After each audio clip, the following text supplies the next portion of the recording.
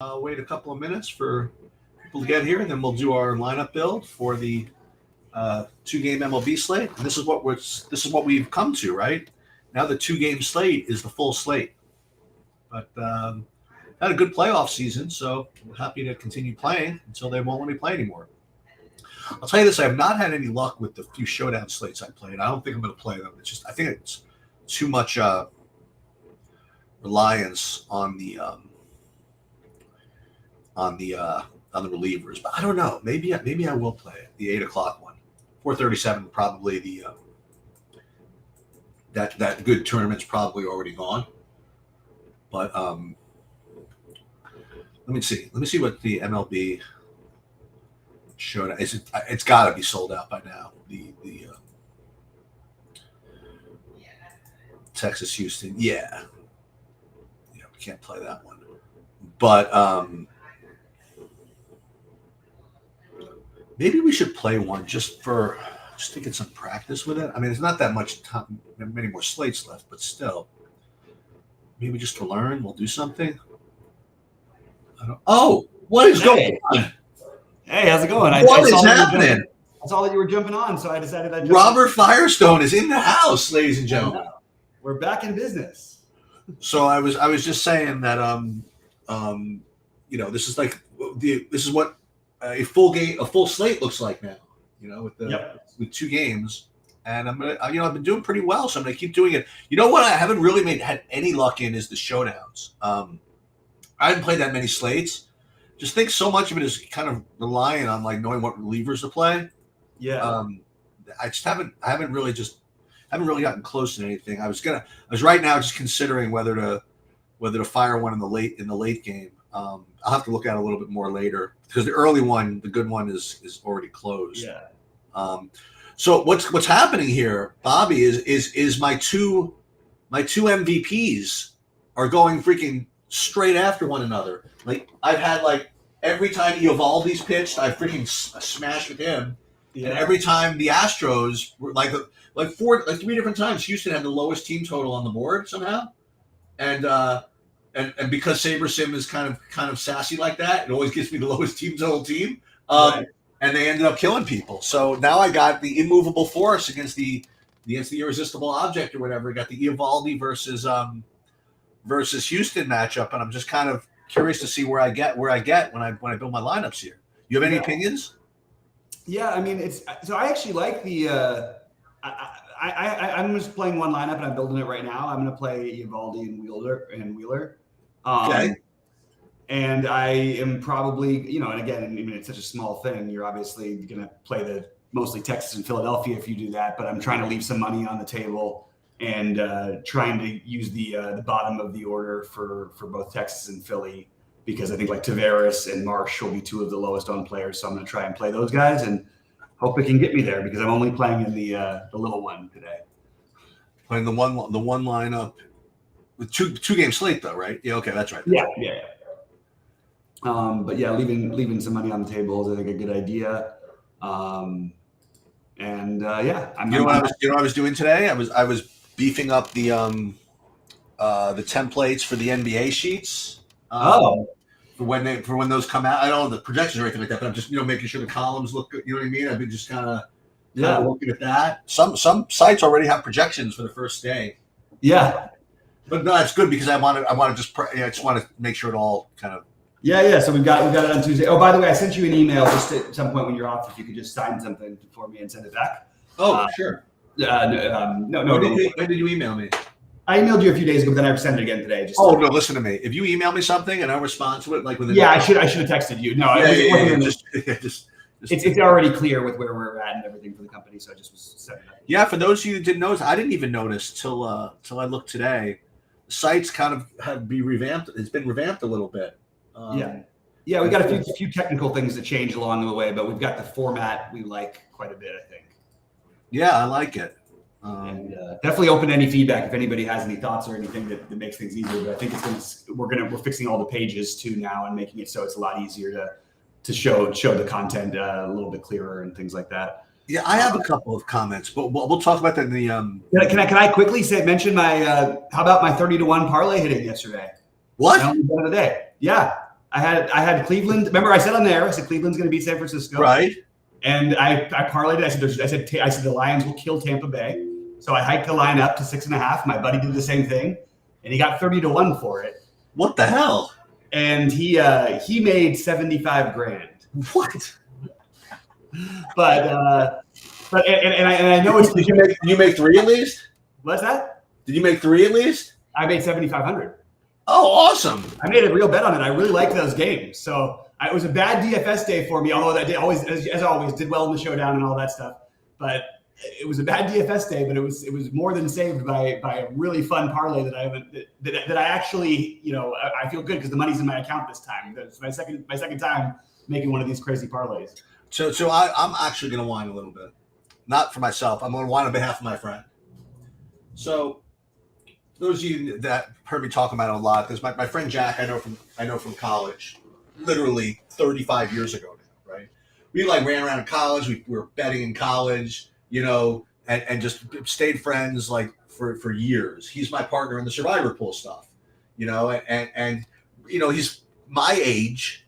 He went to law school, but now he's an insurance guy. He has a family just like me or whatever. But he's he knows a little bit about, he knows a lot about sports, like me, sort of. You know what I mean? Mm-hmm. And he loves betting, and we have the same type of thoughts about how to, being contrarian and stuff. We always had a lot of fun talking about sports, whatever.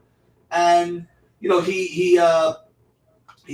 a DraftKings account. He's betting stuff. He's actually posting his picks on Twitter and stuff. I joke about that. He's the sharpest non-professional I know. And he bets nothing but normal, either NFL or college basketball. It's not even college basketball, like Santa Barbara versus Irvine. It's always highly liquid games, whatever it is. He's just a guy who wants action when he gets an opinion. And he actually posted, he loved Washington over Oregon. He posted all over Twitter. He got, pretty lucky, whatever, but he made good money on that. And they freaking limited him. Oh my God. Limited. He tried to bet $80, $100 or whatever he made $20,000 over the last whatever, but you try to bet an NFL game for next week and they're limiting him in the NFL. What kind of wimps sportsbook do you have to be to limit a 56-year-old freaking just dude who just wants action in the major sports? He's not some spreadsheet prop guy who wants to just scrape for every penny in soccer over unders or something like that. He's not a professional. He's just he's exactly the type of person that DraftKings wants. You know what I mean? Just a guy who's into sports, I'm not saying he's a fish or anything like that, but he's a smart guy, but he's got some money, and every once in a while wants to fire some shit. You know what I mean? And they're freaking limited him. Now you got to be freaking kidding me. Now he can obviously play on a lot of other sites and whatever. Yeah, I got really mad. I emailed my VIP person. I did whatever. I'm like, what are you doing? This is not the type of person.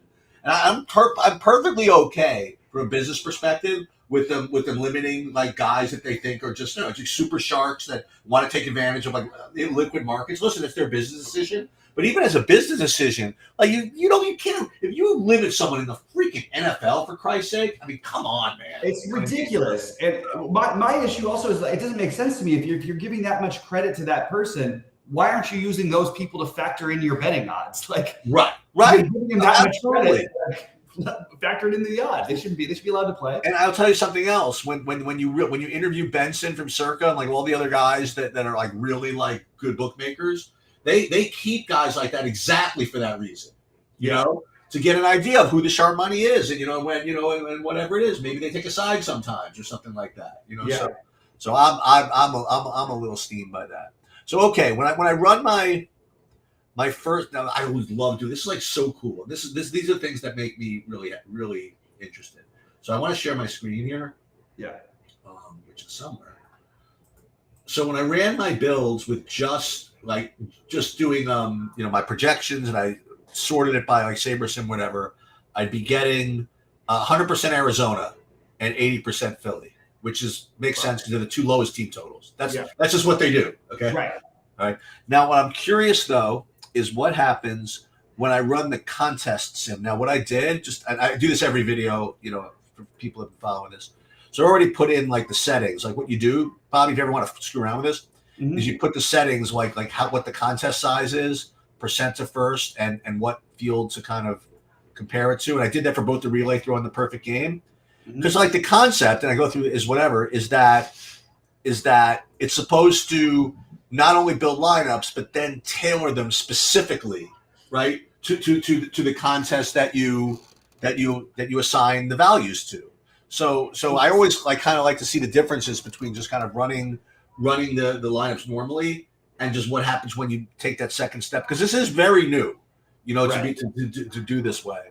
And I always see a little difference. Now, if I'm going to guess of what this thing's going to do, and I'm going to guess that it still has the majority of an Arizona Philly, but that it spreads it out a little bit. And again, let me see what it says. Let's do it. So what you do is you sort by relay throw, and usually the best way to do it is by risk adjusted ROI. Mm-hmm. And then, yeah, it's exactly right. Actually, it gets you more Houston this way. Mm-hmm. So the other thing that's interesting to note is that there's not a single player, there's not a single, I think, lineup that's got. Oh, it's got a couple. I was going to say it does have a couple with players from the opposing team, but Yeah. not like a lot. Right. I think max. I think it probably does max of one. So it. And what I want to do, I just really don't feel like paying for them all, is to see like if I ran like the same projections in 4 different simulation models, right? That all purport to do the same thing. I want to see what the difference is going to be with the builds. You know what I mean? Because I'm just, again, I'm testing all this stuff out myself, just intellectually, and I'm curious. I'm sure there's some people do like subscribe to all the different sites that have the different simulation models. Like this is just a Saber symbol. I know Roto Grinders has their own, Awesemo has their own, Awesemo Stochastic has their own. They have their own. I'm just wondering if you put the exact same projections into 4 different simulation models, and you put the same settings into what the contest is. I mean, technically, you should get something similar, I would think. Mm-hmm. So I'm curious to see one day. It's one of those things where I'm. Yeah, that's really interesting, though. No, I mean, I think I'll do it. This is how you learn to stay ahead of these things. Yeah. And then the other thing, if you guys are interested, I know this is like nothing, whatever, but I did a hockey video today, and I only mention it not because of the hockey video, but in the last like 5 minutes, I was describing the difference between good players and good lineups versus good lineups in a portfolio of lineups, and I drew a pretty cool analogy, which I've mentioned on this before, to the stock market. And if you guys want to, whoever's listening here, you guys want to check that out. I think it's useful. I think it's, again, I don't purport to be a stock market advisor here, but it's something it's what keeps me interested in this. It's the idea that there's so here are the different levels. I'll just go over it again. So take it for baseball. There are good baseball players. Okay, that's great. Okay, you identify, and then are they a good fantasy baseball player, like for today, right? Because not all good players are good fantasy baseball. And then if they're a good player, does that necessarily, if they're a good fantasy player, does that mean they're a good play? Well, it depends what their price is, right? And then if they're a good play, are they going to be part of a good lineup? So like there's all these like 10 good plays go well together, right? And then even if you have 10 good players who's also good plays who also go well together, does that fit the risk profile of what you're trying to do? Like if you have 10 good plays that all go well together, but they have very little range of outcomes, then that's probably a good cash lineup, but probably not a good like GPP lineup. It's similar to the stock market. Like there's good companies, I'll tell you a million good companies, but just because it's a good company doesn't mean it's a good stock. Right. Just because it's a good stock doesn't mean it's a good stock now with respect to value.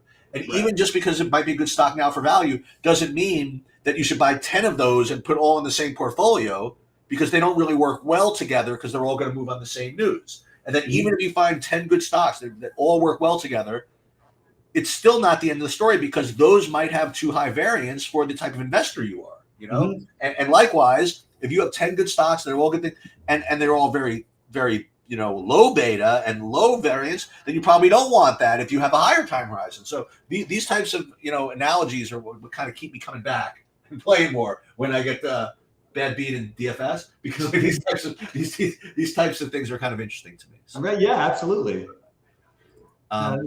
So I'm just going to basically just pile this into the. Yeah. I'm just gonna give a heads up. I will go live solo at 7 Eastern to do. No, you won't. Oh, you're gonna do it with me? No, you won't, sir. Oh, beautiful! I love it. I will go with you. I was going to go 7:15, but 7 o'clock works fine. That's perfect. This might be the best Monday night. This might be the best showdown slate we've had because I've never seen 6 players project to be double-digit owned in the captain before. That's really funny. Sanderson has 6 players, which is just gives you a feeling between the Dallas and Chargers. That's what kind of game this is. By the way, did you guys know that yesterday in the Buffalo Bills Giants game, the Buffalo's defense was like 50% owned? Really? Yeah. It was a good move. Like 24. No, they busted. Like 24. Wasn't giving up 9 points. 24% owned in the captain, I think. Oh my god! And about like almost 40% of lineups were 5-1 Bills. Oh my god! Yep. All you had to do really was go 2 Giants, God forbid 3, and you were just so far different than everybody else. That's crazy. Yeah.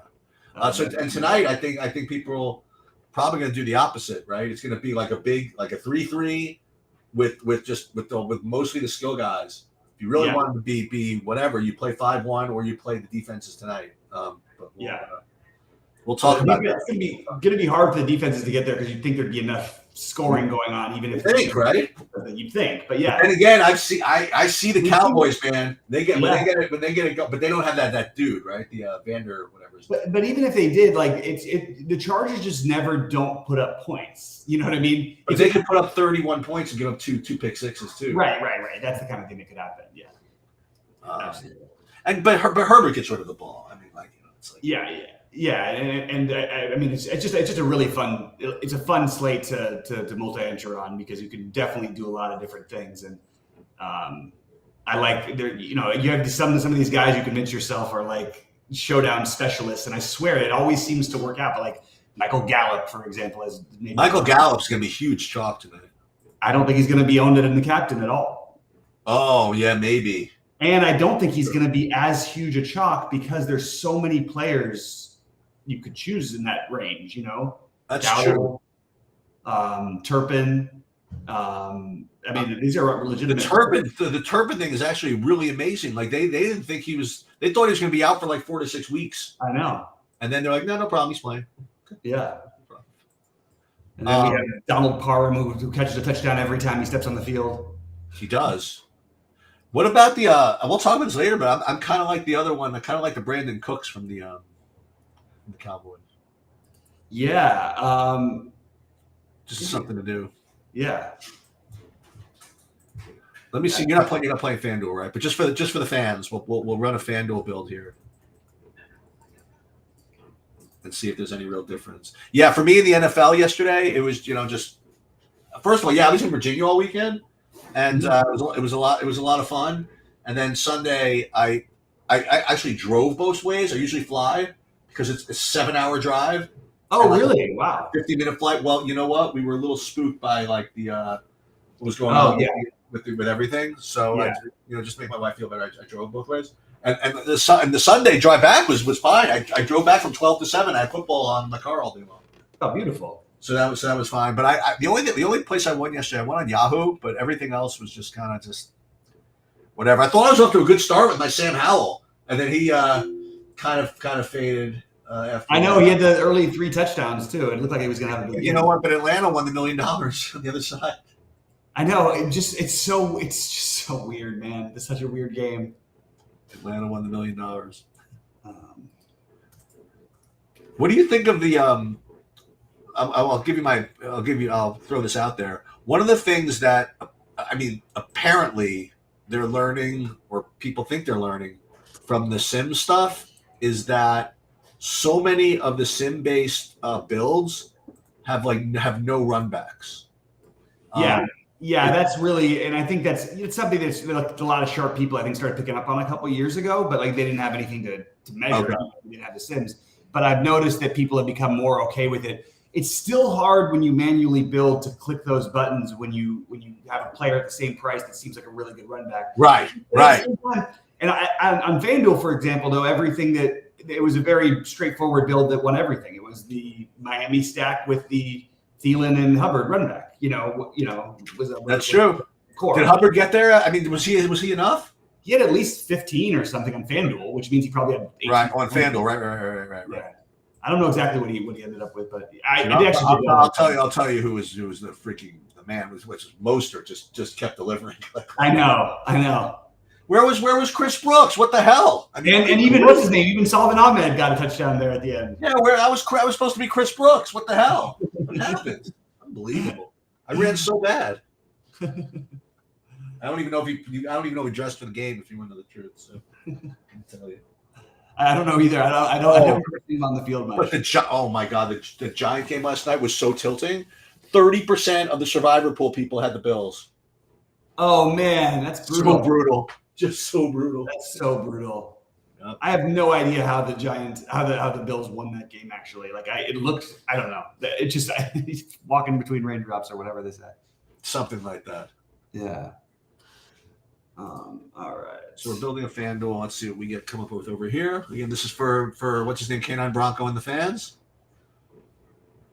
Let's see what we There's really dumb. There's no changes in the way DFS works in the NBA this year, right? There's no extra player. There's no extra whatever. Nothing that I've noticed yet. I actually was going to try and use a little bit of today to do a little bit of more digging, not necessarily on the slate specifically, but just sort of like teams' depth charts and things like that. I've done a little bit of that, but they're figuring it out as they go. So I'm trying to keep up with it. So same thing with FanDuel, Arizona, Philly, and then weird. Now who's the big rookie who's going to start off at like 4K that's going to end up like 10? I think the rookies are going to start off way more expensive because like Wembanyama is and Chet, it's going to be like 8K for game one probably. Yeah, probably. Actually, I don't. Yeah, we don't have it for the second. I don't have it for Wednesday yet, but right, that's what I mean. Yeah, I would love to see what it is because meanwhile, day one, I mean, DraftKings just like breaking through on softballs. I mean, like, okay, everybody, so how easy is it to play NBA? You see the salaries? Yeah, it's ridiculous. I mean, just completely ridiculous. Jokic at 10K, like it's so hard to get your brain to like refocus on like, okay, so now instead of 5, I'm looking at 7 as an average. What I want, you know what I mean? Like it's just tricky. Right. I'm so used to doing it the other way, but I'm excited about it. I mean, I'm really pumped. So same thing, by the way, Arizona and Philly on FanDuel.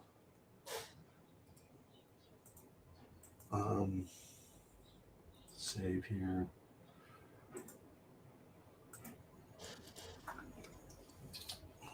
Okay. And then in the Monster. Well, Monster's a little interesting.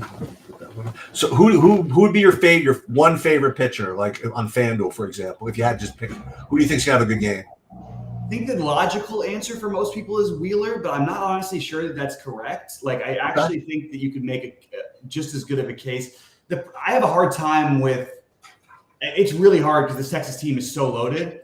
But Wheeler's had 4 starts against these Diamondbacks and hasn't had a good one yet. He's been rocked in all 4 starts. So it is – I mean, again, 2 years, whatever, over the last 2 years. I don't know. So, but he seems like the right answer still to me. But I think if I don't know, you could make an argument with Valdez, I guess. I just think Houston will be the most popular, and I think that Eovaldi is the highest risk pitcher, but will also be the lowest owned. So I'm doing that. For what it's worth with Valdez, like they've seen a lot of them. You know what I mean? I think he's had like 7 starts or 8 starts over the last 2 years against this team, something like that. I heard it the other day, but so they're at least fairly familiar with him. It's actually most of these, I guess that's what happens this time of year. These guys are pretty familiar with each other. I'll tell you something else to keep everybody to keep in your calendars. November the 3rd, whatever that weekend is, I'm gonna be away, but it's Breeders' Cup weekend that weekend, so I will be putting out content. Oh, nice. Breeders' Cup, both Friday and Saturday. I'm gonna try to get what's his name? Michael Baychuk on there to help with that. Maybe got Steve on there, whatever. And we'll do the Breeders' Cup stuff. Hockey's off to a good start. That's coming out every day. I'm actually working on something new for I have another announcement. Hold on. For hockey, I might do I'm working on a stack thing like I do for some of the other sports. Well, I see your email. I'll take care of that. So here's the big news. So again, if you guys are interested in getting on Stake Kings or whatever, so I'm coming out of retirement tomorrow. To play poker. So I was supposed to do this a couple of weeks ago, but my friend's whole house got COVID. But so we're doing it tomorrow. So the WSOP Online, they have a bracelet event and they have a circuit event, just running side by side, like it's the end of one and the beginning of another. So I'm going to Jersey to my friend's house, and we're playing. I'm going to be playing at the same time. Yeah, that's right. Assuming he doesn't get COVID again. I'm playing the 2K 6 Max High Roller, and then also at the same time, like maybe half hour later, there's like an 888 with which is the end of another series. I'll model for as many as 2 rebuys in that one. So, and I put it on Stake Kings, and but full disclosure, I'm like totally out of shape, out of whatever, but you guys want in, far be it from me to deny everybody the possibility. It would literally be like one of the great upsets in the history of poker. I'll be, not only am I out of shape, but I'm fighting like 40% of the people with RTA bots probably. So we'll see what happens though. They still got to get the cards, and I tell you one thing I have over I run better than most. So you're the only person else that ever say that. Yeah, I run better than most. So if you listen, you want to run an RTA bot and give a 1%. Take a 1% edge over me, and you think your ace king's going to hold against my queen jack? I mean, feel free. I run pretty hot. We'll see what happens. That's pretty funny. I used to say that about what's his name, about when some of the other guys had like 1 million accounts or something like that. Who was I talking about? Z Justin or others? Dude, I don't care how many Z Justin I'm playing against. As long as I win my coin flips, I don't care. And that was always my very ignorant, egotistical take on it. But like, let's go. It's like, bring them all. Put 5 of the same table. I don't care. I'll go beat all of you. Yeah, absolutely. And that's healthy. So that's maybe not healthy for your bankroll, but healthy for your mindset. So yeah, it definitely is healthy for your mindset, especially if you're going to play poker. Like, I mean, you need to think about that. And if you're like looking around and like just worried about like everybody who might be cheating you for an eighth of a point or something like that, it just makes the game not even fun. You know what I mean? Like, I'm just like, listen, I'm playing. It is what it is, and yeah. So I'm that's tomorrow. It starts at 6:00. If I can get it work, I'm afraid to live stream it because I would want to make sure that's okay with like WSOP Online. Like I don't know if that violates their. I presume I could probably do it, but I want to confirm with them before I actually do that. Oh yeah, I wonder about that. Yeah. Oh. And I know people are like, well, why do you want to show people your cards? Like they'll. Good luck. Yeah, because it's not like they can see it real time. Twitch even has like a 30-second delay probably. So. Yeah, I think it's long enough over there. Yeah. So let me see. So when is the tournament? 6 and 6:30 Eastern time tomorrow. So I'm not around tomorrow. Tomorrow, yeah. Actually, I might do it for my friend's house. I might come out at like 5 or something. Nice. Let me see. But there's nothing tomorrow anyway, right? There's really nothing tomorrow. Okay. There's one game, I think. Yeah. All right. Any questions in here? What do we got? Anything? No, just that people were happy hearing your stock thing. Jolly always wants you to talk about stock stuff. Oh, nice. Website complete. Thanks, Brandon. Brandon, freaking Showdown hero, right? Yeah, he's been crushing it this year. Yeah. Showdowns. Yeah, I'm going to do that. The NBA late night sweats. We are definitely doing more of that this year. I'm so in for that. Yeah, absolutely. I